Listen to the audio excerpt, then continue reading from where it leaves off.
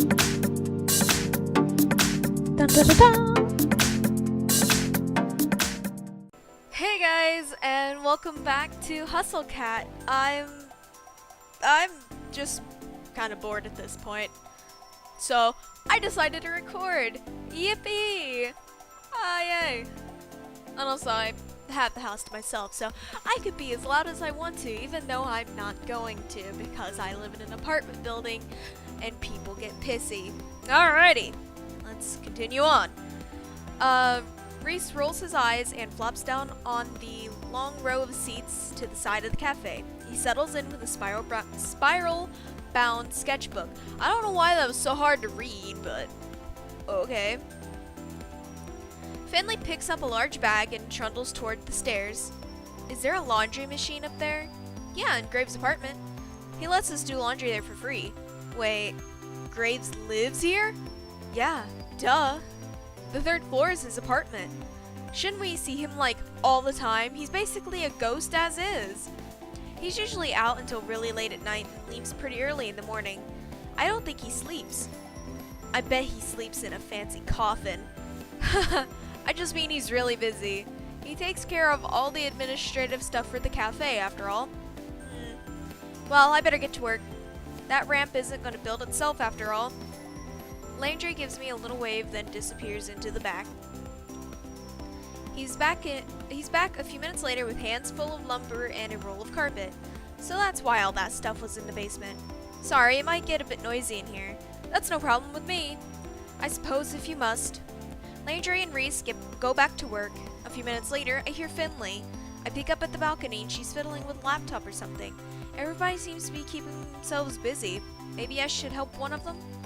But on the other hand, I'm not getting paid for it, so... I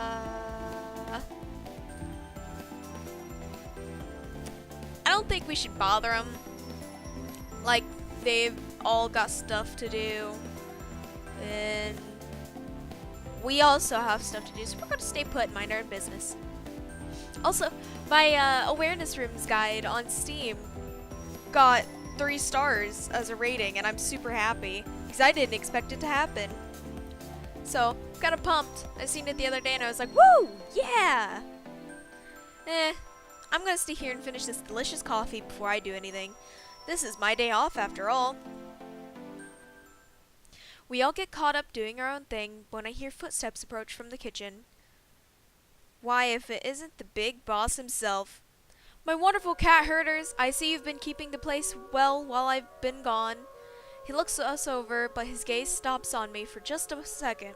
He has a weird glimmer in his eye that I can't really place. Ew. I'm on to you, buddy.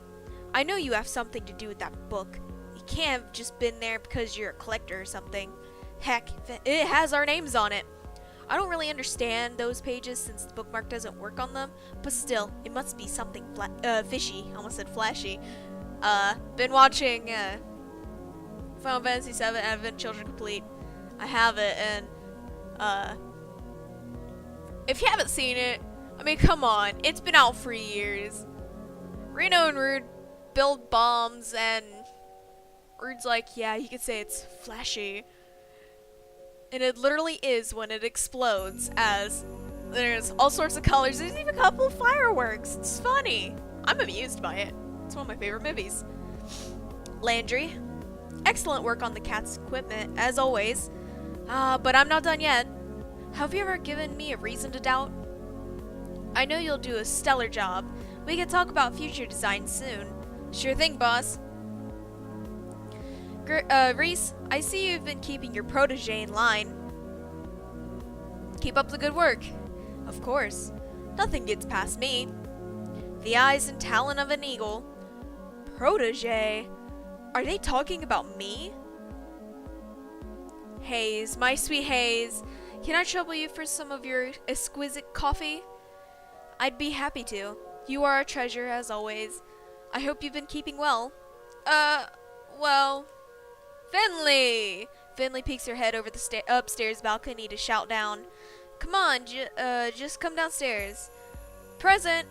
Your videos are keeping me busy. We hit a whole new attendance record for the other day. And 6 adoptions in 2 days. The home inspections never end. I'm sorry you have such a precious, adorable girl here making your business work. You are my internet lifeline. I have no head for such things. I bet he's been lost ever since telegrams went out of style. And Avery. He's real close now. I don't think I like it. He puts his hand on my shoulder and levels his gaze down to mine. That blue eye is so chilling. It really is a telltale heart situation. I'm on to you, Avery.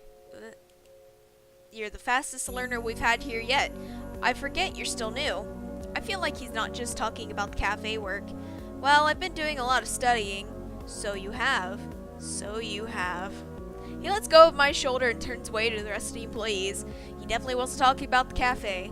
He definitely knows something about that book. I'd ask him more, but maybe it's not a good idea in front of everybody else. I'll chase him down later when he's leaving or something. I have to get more information. Where's Mason? I wanted to see her today, too. She hasn't been showing up as much on days off lately. Maybe she's found a comfy gig at an old cat lady's or something. Haven't been to your place in ages, though. This face amuses me. Just Finley's face. Oh my god, this is so freaking amusing. When did you get here? You startled me. Mason, I'm so glad you're here. It wouldn't be the same if you didn't join us. As much as I adore your cooking today, I'd rather give you respite. Think I'm gonna cook on my day off? Ha. Of course not. That's why I will take the pleasure of providing you, my dear employees, with dinner today. But first, an announcement. He slips back into the kitchen for a moment. When he returns, he's holding a garment bag. No. You haven't even let me make the announcement. I know what this is. Absolutely not. For my more cooperative employees, then, with a surely practiced flourish, Graves unzips the garment bag and lets it fall to the floor. Oh no. No, no. Is that somehow both plaid and checked flannel? I didn't even know you could make a suit out of that type of material. There's a sort of appalled silence from everybody. Reese looks personally offended. Mason just straight up leaves. No appreciation for your new uniforms? And to think I had it made in your size, Avery. Try it on, Avery. She's still shouting down from the balcony. I can't blame her. I wouldn't want to get any closer to that suit either. I'd rather wear a potato sack. And I went through such trouble to have it made. Check with us next time before you waste your time. 'Tis easier to beg forgiveness than ask permission, as they say. See, you knew we wouldn't agree to it. Well, I'll leave this here in case you all come to reason. Take some time to admire it. I'll be off for one last errand, but trust, when I return, you'll all be treated to a wonderful meal. Until then, farewell. With that, he disappears into the kitchen. I'm going to follow him, just to see what happens when he leaves. I get to the kitchen in time to see him slip through the back door. I'm sure I'm going to see that black cat. I just know it. I peek out the door as he leaves. He gets further and further away from the cafe, but I don't see him change. Not even when he gets past the point where I know he's off cafe grounds. I guess the others already assumed he wasn't affected by the curse, but why? Does this prove he's the culprit? How else would he escape whatever it was that got everyone else? I can't speak today. Although, to be fair, I can't use that as proof. After all, I also escaped the curse, and I sure as heck didn't cause it. This seems like as good a time as any to see if I can find out more about what's going on. I peek back into the main cafe. Looks like everybody's back to whatever they were doing before. The newly arrived Mason has kicked up her feet on the couch and seems to already be dozing off. Finley did say we have free access to Graves' apartment after all. I can go look and see what he's got hiding up there. I'm also kind of curious about what it looks like. But then again, if he was hiding something there, wouldn't somebody have noticed by now? Maybe he keeps all his magic stuff in that creepy basement. I wonder which would be better to search. It might be in the basement. Because, in Graves' apartment, since you're allowed to come and go as you damn well please, I don't think he'd hide anything in there that would be creepy. He'd probably, like, stow it away in the basement, and lock it up to where nobody could get to it. Let's check out the basement. It worked first time, right? I bet that's where all the nefarious stuff is kept anyway.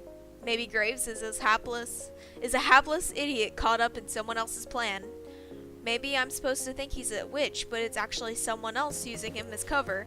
Wouldn't that be messed up if it's one of the other workers at the cafe? I can't see any of them as the mastermind type, but what do I know? Well, I suppose I should prepare myself for some snooping.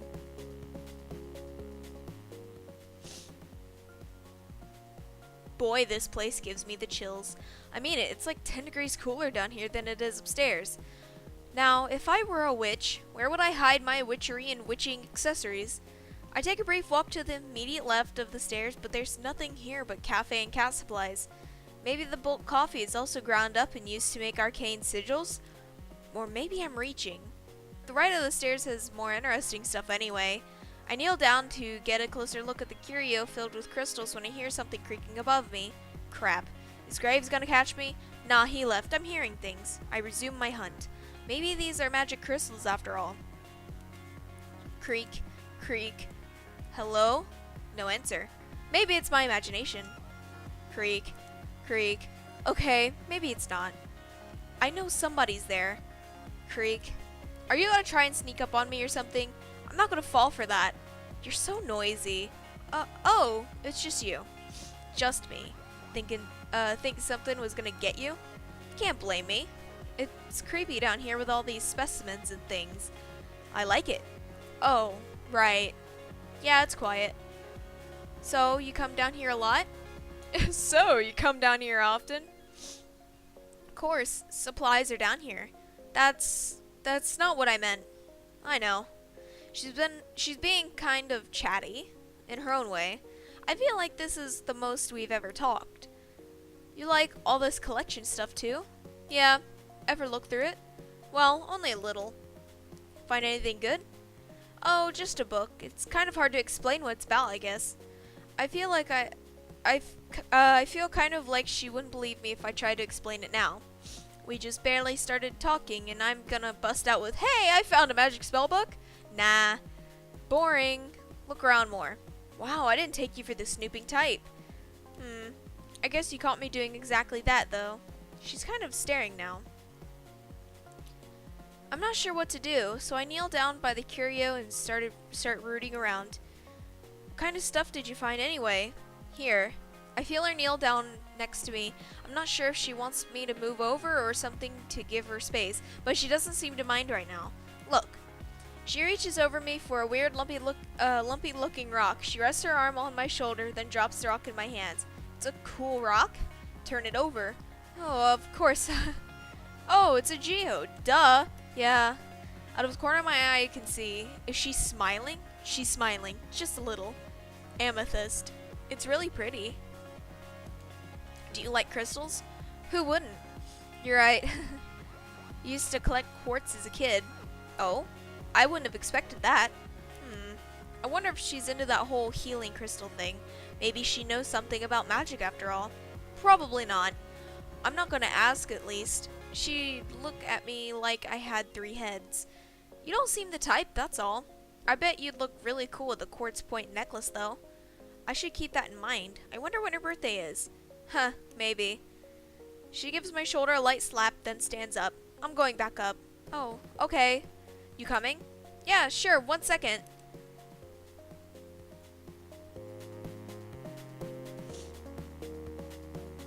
Well, that was a bust. Mostly.